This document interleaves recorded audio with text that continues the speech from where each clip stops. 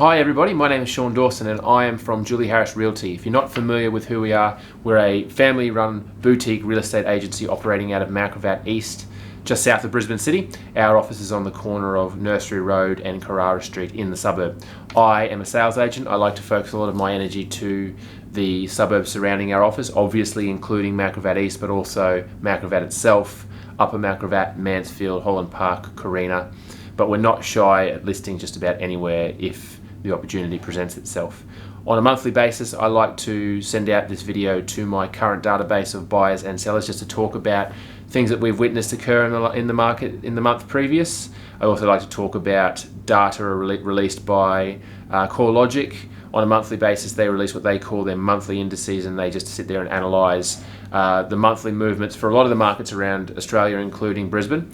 And then obviously I focus my efforts on Brisbane. So this is the data I've got to talk about today, and I'm going to be talking about that little highlighted section right there. So this breaks down a few different categories, but it essentially talks about either a grand figure around all residential property sales that have occurred in Brisbane, and then they break it down to freehold homes and strata properties, and strata means townhouses, units, etc., etc.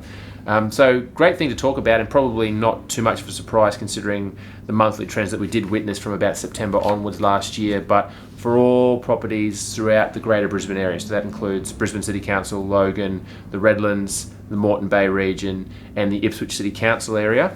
We saw an increase in value of all properties of 3.61% for the difference between December 2019 and December 2020. So again, probably not a surprise considering that did occur, I think, nearly every month from September onwards last year, but still, despite all the crazy stuff that's happened in the world in the last 12 months, a great result. And then the month-on-month changes, so the difference between November 2020 and December 2020, all property values in the greater Brisbane area saw an increase of 1.06%. And again, great result. And then when you want to break it down into the difference between freehold homes and units, again, probably not a surprise, but freehold homes do carry a lot of the weight of those positive results that have occurred year on year and month on month. And so the difference for all freehold homes in value between December 2019 and December 2020 was 4.57%. So again, probably not to be surprising, especially when you consider the demand and the value in properties. It's certainly within a probably 7 to 10 kilometre ring of Brisbane City. And then the month-on-month change, so November to December 2020, we saw an increase for all freehold homes of 1.20%. Again, probably not too much of a surprise, but units did see a bit of a decline year on year, which has occurred here and there a few times since September last year, but for all properties throughout the greater Brisbane area. So again, all of the council areas I've previously mentioned, and this is strata property, so units, townhouses, etc., etc. We saw a decrease year on year, so December 2019 to December 2020 of 0.62%. Again, prices did seem to rally a little bit after September, and then they dropped off again a little bit, and then they rallied again. So not really a surprise.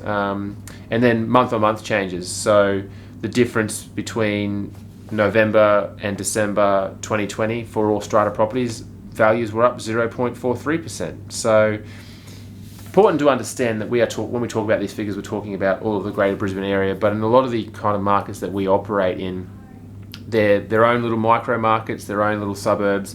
We see a lot of different things. So we sell a lot of townhouses in Carina in particular, and in the complexes and the areas in Carina that we sell in, townhouses have seen in some instances 5 to 6% increases in the last 12 months, if not more. Where we were selling particular 3-bedroom townhomes in Carina last year at anywhere from 375 up to 395, 400, depending on the condition of these properties. We're now selling them for 410, 415, up to 430, if not more.